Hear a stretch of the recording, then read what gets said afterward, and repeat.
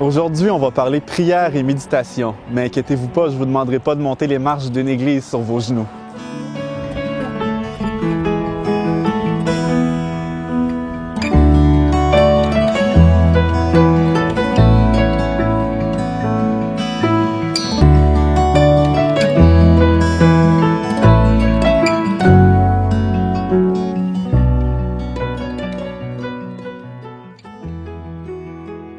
Je vous ferai pas monter sur vos genoux les marches de l'église, non, mais ça pourrait quand même être un bon exercice pour le cardiovasculaire. Blague à part. On a déjà parlé dans le passé que le lobe frontal, c'était le siège de la spiritualité. C'est donc pas un hasard si la prière et certaines formes de méditation peuvent aider à stimuler et à renforcer le lobe frontal. Il y a une recherche qui a montré aussi que l'indice de bonheur pouvait être associé de très près à une saine spiritualité. Mais j'aimerais ça différencier qu'est-ce que la spiritualité, la prière, la méditation, de quoi on parle, parce qu'il y en a différentes formes.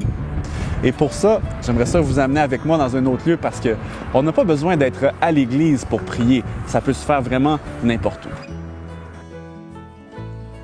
Je vous ai dit que j'allais vous amener n'importe où.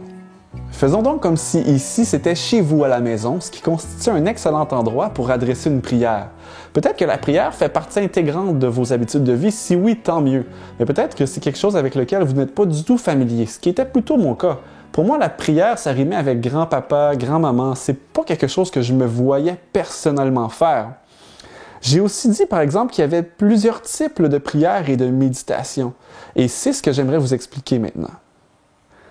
Quand on dit le mot méditation, il y a toutes sortes d'images qui peuvent nous venir en tête, mais il faut faire attention. Parce qu'il y a certaines formes de méditation qui sont très populaires, mais qui sont conçues plutôt pour faire le vide à l'intérieur de nous. On s'installe dans une position qui peut parfois être plutôt difficile à tenir pour certains, et puis on fait le vide, on ne pense plus à rien. Ce n'est pas nécessairement ce que l'on souhaite, parce que ces formes de méditation-là vont contourner notre lobe frontal, et comme vous le savez maintenant, il faut passer par le lobe frontal. Donc, quelle sorte de prière on veut privilégier? Ça, c'est la question. On privilégie quelque chose qui va nous faire rentrer en communication et ce n'est pas une liste de choses qu'on demande comme on peut le demander au Père Noël. Non, c'est plutôt quelque chose qui va nous libérer en confiant les soucis que nous avons au quotidien. Vous savez, il y a un passage dans le Nouveau Testament qui dit « Déchargez-vous sur lui de tous vos soucis, car il prend soin de vous. » Gardez ça en tête quand vous faites votre prière. On parle comme à un ami, on parle comme à un père qui nous écoute, avec qui on a toujours accès.